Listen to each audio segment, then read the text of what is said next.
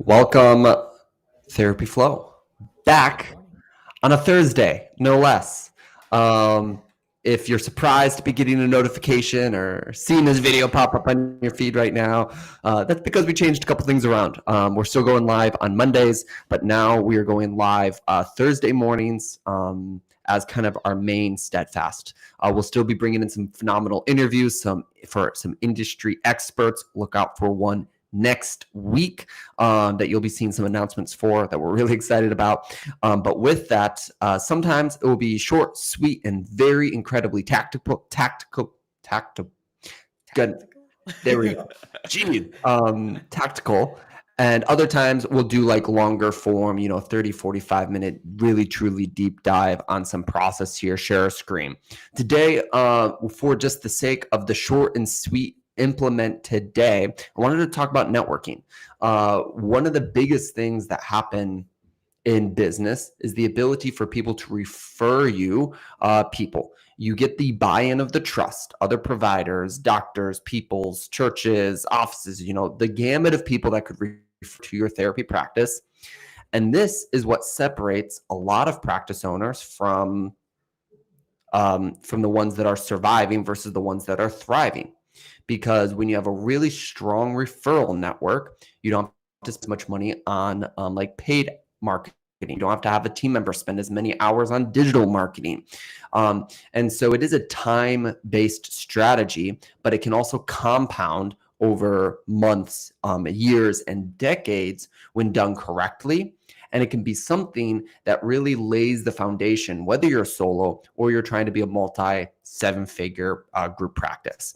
And so the core tenets of building a referral network for yourself, wherever you live, virtual or in person, can be really, really important, but it takes time. So we're going to dive into a kind of a nuts and bolts strategy here in a second. But I think that's where we want to start is it takes time and it takes consistency. And that's two things that we rarely see business owners in general, practice owners wanting to give to any strategy. Yeah, networking, guys, is a really interesting situation. It's a little bit different than other like marketing. So I think just in terms of like what's necessary for a business to grow, you need to be seen, right? You need to be known as an option, and networking kind of takes us out of this like be seen place, and it just jumps right to the relationship building point. And so I think some just quick tips, because Josh has an awesome process he's going to walk us through here in just a second. I think some just general quick tips is I think oftentimes I've been most successful in networking when I'm not just looking for a one-to-one relationship, like this person could be my client type situation. And I know for therapists, you guys can't go like straight like that. But like instead of looking just one to one, how can you work with someone and leverage who they know, right? So how can you look on like a deeper scale of like what can this relationship bring me if I'm included in this person's network? And so look in terms of like larger scale for yourselves, and then I think just like go overly into like the relationship building mode, and then overly into present value in whatever capacity you can. And I think oftentimes it's much better to assume that you can provide some type of value, and assume just like, hey, this is what I do, this is how I can help, can I do that thing for you, versus trying to guess or ask them what they need help with. And so that's how I've always seen and felt that networking has worked best for me. Just assume and present something, because what's kind of interesting is, since we're pattern seeking creatures, the other person might be like, I don't need help with that, but can you do something like this? And it's kind of right next to it, and you're like, yes, I can do something like that for you. So those might be my quick tips here before Josh runs in. Yeah, there's no perfect strategy here. And there's no perfect strategy for you because you are going to be willing to do some things that other people aren't, and vice versa. And this will require consistency and creativity. So I'm going to run you through the consistency part first and how I would recommend you accomplish that. And then we'll talk a little bit about the creativity part. So number one is I always recommend what I call the 3x3x30 method, or just the 3x3 method.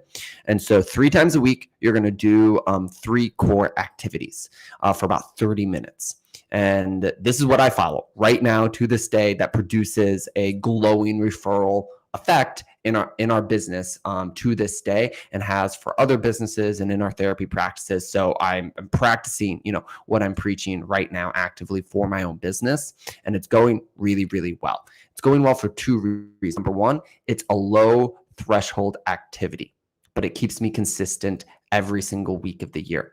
So showing up only 3 times for 30 minutes and having that slotted on my calendar is pretty low barrier to entry. It's not, man, I have to do this giant, massive amount of networking weekly, monthly, yearly just to make effect. No, I have to show up for 30 minutes. And the secret is I probably only successfully show up 1 to 2 times a week, not even all 3 times a week, but it's on my calendar 3 times a week, and I make it 2 out of the 3 times, and that works, and that's great.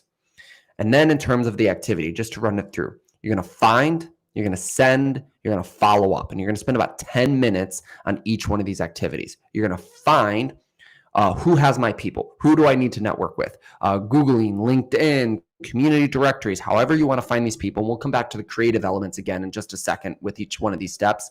But you have to find your list. You can save a list in a spreadsheet or a Slack channel or in a CRM. There's lots of ways to organize your list. But essentially, you want to start a running list. Some people call it your Dream 100, or, there's lots of ways to get at this. But who do I want to work with or alongside to, or who do I want to refer? Who has my people? Okay.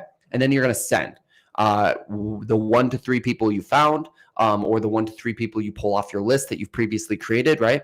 You're going to take about 10 minutes to reach out, to send outbound messages. That's an email, that's a LinkedIn ping, that's an Instagram message, that's an in-person show up coffee, that's a thank you note written and put in the mail to the principal of a school, that's whatever it is. You're going to do the action of trying to connect, to send with the people that you want to work with, and then you're going to follow up.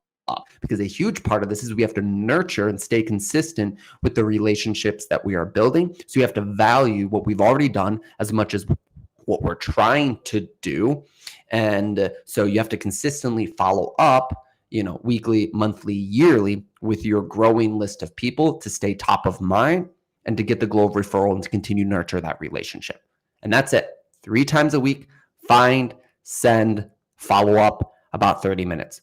Of course, you can do more, and that's a huge lever that you can do, is you can find more people, you can send, and you can follow up more often at higher volumes, and that will just increase this. Before we go into the creative side, anything to add, Attilio? Yeah, I think I'd just say I used to be a VP for this networking group. And I think just in lieu of this, what does this look like in person versus digital? Because this sounds maybe digital, right? The way that Josh maybe said, find, send, follow. But this really, in person is exactly the same thing. Find a group of people or find groups of people that could have your potential clients, or maybe aggregate individuals that might have your potential clients. The send is just have either a couple quippy things as far as relationship goes, like things that you can maybe dangle out. It's these conversation threads to help build some relationships, or have a concrete offer for yourself. What are you willing to do to build a relationship or create value for other people that might have your people, right? And so have something concrete that you can test out and try. And then follow up, right? Don't just go to that networking event one time, right? So go there several times, foster those relationships, build those relationships, go out of your way, extend the olive branches, try to do something new, try different things. And I think it's going to work a lot better in your favor if you treat it like a long-term investment. These are individuals that you're growing with. These are individuals that you're investing in, and just keep growing from there. Yeah. And one of my biggest hacks or tips when you are in the you have found someone that you've connected with and made a reasonable connection, asking them, who else that should I know, and can you connect? And then you get someone else to do the finding in the sending, and then you can just do the follow up, right? And if you get 1, 2, 3 new points of contact and 3 steps deeper, this can really make that process a lot easier in this. So now quickly on the creative side of things, we talk to a lot of people where they get locked up on networking. What do I say? What do I send? What do I do? How do I introduce myself? And I'm going to say a really nice thing and then a really mean thing. I'll start with the mean thing. The mean thing is it doesn't matter and you need to do it anyways. And that's the way you're going to get through this and get out of your head and what works for you and what doesn't work for you.